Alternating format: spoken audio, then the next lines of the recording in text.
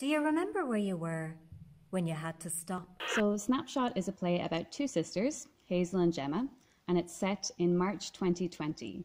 So these two sisters are in the same house when the first lockdown happens, and we get to see how they both cope in different ways with the change that is happening.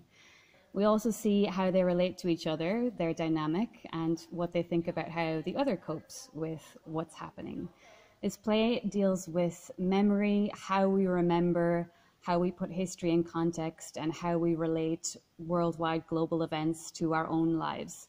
It is inspired by interviews that I did with people in the Northwest last year when I asked people how their experience of the first lockdown was for them.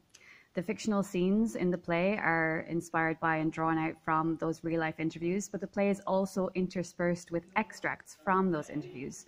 So what you see on stage is a mixture of fiction and almost kind of documentary, where we get to hear real people's voices talking about their experiences and feelings and thoughts about that change in March, April 2020.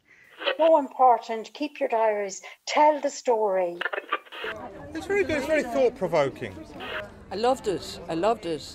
Yeah, it was quite emotional.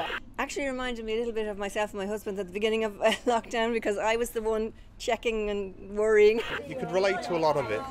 I loved the way it reflected the time we were in. Yeah, it's a reflection. It's a bit of reminiscing.